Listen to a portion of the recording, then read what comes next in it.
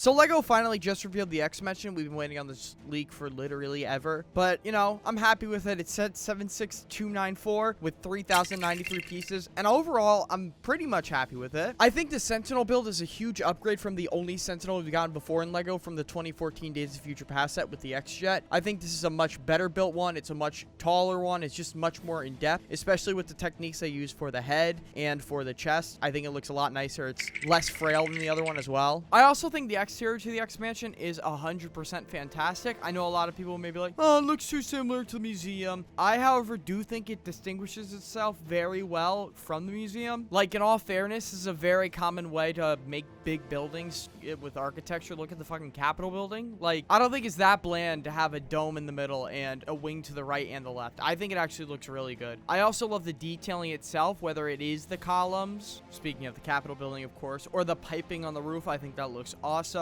The roof itself is also really cool. I love dark blue roofs in Lego. I think they've always looked fantastic. My first ever Creator 3-in-1 set had a dark blue roof, so maybe that has to do with it. Also, making the walls dark orange looks really nice. I love that color. I think that works well for this build. The dome itself is also really cool, and I love the play feature where it pops out. That's an awesome play feature. The backside as well is fantastic. There's so many little Easter eggs back here that I think just look super cool. I love the Days of Future Past Easter egg. I think that's a phenomenal addition to add to the set. We also have a Nightcrawler sticker back here, which looks awesome. And we have the electric box from the Daily Bugle. Obviously, you guys probably weren't really interested in my thoughts on the exterior. Everyone kind of thinks it's fantastic otherwise than, you know, its uniqueness. The big thing I want to talk about is the interior. I'm not gonna lie, I'm a little mixed on the interior, mainly just because, though, I think it's my prerequisition, which was what I wanted. I wanted there to be a large room for Cerebro. I wanted Beast Lab to be like its own little area, but we really didn't get that. I will say, though, props on the Danger Room. It's really cool.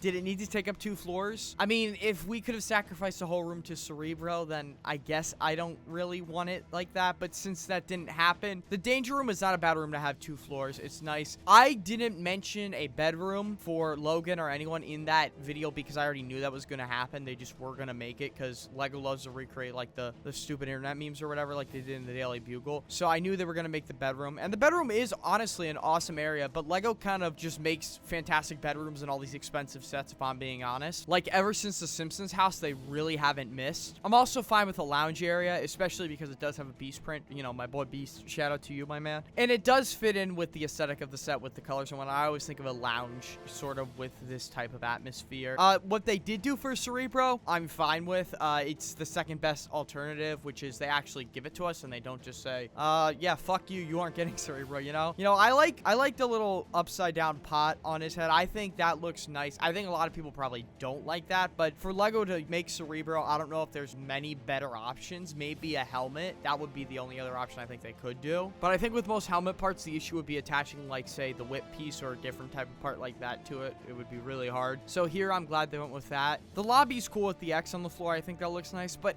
the set kind of is just missing a big chunk, in my opinion. There's just something missing. It feels like they compacted too much, while with the Danger Room, they made it almost half the set. It's really weird. I think they didn't use the space to its full advantage. The lab area is cool. Don't get me wrong. I don't mind the MRI machine. I think that's actually a pretty good idea to have for an X-Mansion, but I wish it was bigger. I wish we could have gotten more lab area. I also do like the overlook in the Danger Room. I don't mind that at all. I actually think that's awesome. I think Lego was just clearly going to have a space issue with this build when they made it, considering how small it just genuinely is from the interior. They could have widened it. I wouldn't have minded that at all, considering the outside there's a lot of grass, but I don't think it's the biggest deal in the world. Overall, I think it is a decent interior, but I think it missed so much potential. Also, Lego giving the big middle finger to anyone who won't be buying this set week 1, saying, hey, we're going to give an extended Cerebro. I mean, it's not going to attach to a set, but it is an extended Cerebro. If you buy it week 1, we'll give it to you, you know? And it's like, I bet you half the people who buy it after January 1st at most of these Lego stores won't get it, to be fair. And it's like a decent build. It's more what I wanted. I wanted more that Cerebro table inside of the X-Mansion, but I guess it's the best we can get. It is a decent little gift with purchase. Now, for the minifigs, there are 10 in this set. Most of them aren't unique, so I'm not really going to go too deep into them. For example, the Wolverine, it's it's a whatever Wolverine fig. It's decent if you don't have one, but considering I have basically every other Wolverine, I really don't care for this fig whatsoever. His leg print is all right. It's just not, I mean, I would prefer like fully dual molded. As much as I don't complain about that stuff, it does look weird on this Wolverine. The Professor X we got is kind of the one you have to expect from Lego to make, just kind of a basic,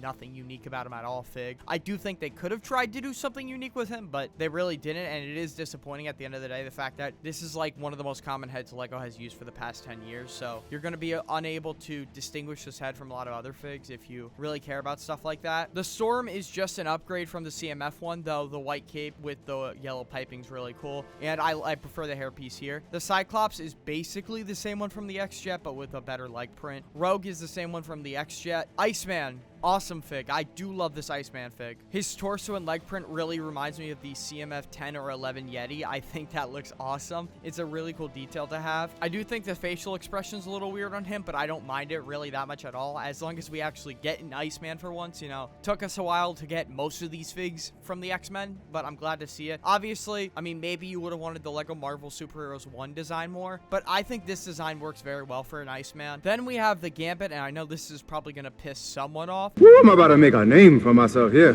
But this is maybe my favorite fig of the set, honestly. It's partially because we never got a Gambit before, and I'm just so happy that we're actually getting one from Lego. Now, I know the hairpiece not really accurate at all to Gambit himself, especially in X-Men 97. I like his torso and legs. I love the way they interlude. I know some people are complaining about lack of dual molding, but that's literally every time a set comes out. And for Gambit, I mean, maybe you really need it because of his boots, but like, to me, it's not the biggest deal for Gambit. I'm just glad we're getting one with that awesome part, that Ninjago part. As much as I hate Ninjago, that throws the cards. I think it looks awesome. The Bishop is also a really great fig. The torso and leg prints are fantastic. I love bandana detailing on Lego. The hairpiece is also awesome. This very uniquely molded part for the fig I think looks great. And the headpiece is a really cool print on it. This is probably one of my other favorite figs of the set. Next is the Jean Grey. For some reason, this fig isn't on like really any of the render images, which is odd to me. This is a solid fig. I really like the head and hairpiece specifically. I think those look super nice. I know we're probably gonna have an issue with the headpiece considering the printing on it is probably gonna be faded because of the way it's printed with that blue on top of the pale skin. Usually that never works in Lego, but the hairpiece is a solid choice. And the torso and legs work for what they are, to be honest. And we're getting our first Jean Grey since that San Diego Comic-Con Phoenix fig, so I'm very happy about that.